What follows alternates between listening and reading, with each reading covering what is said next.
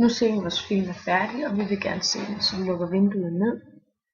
Her kan du se alle de billeder, vi har taget.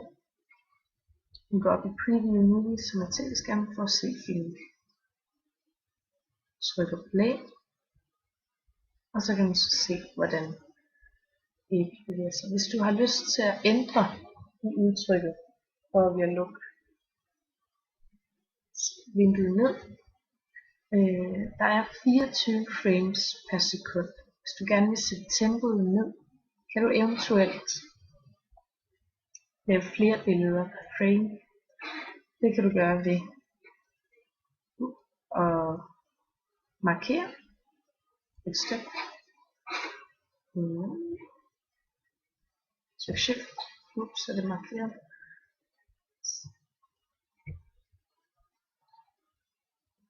Læg den ned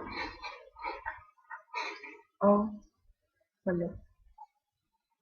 Så nu er der 6 frame, eller 6 billeder.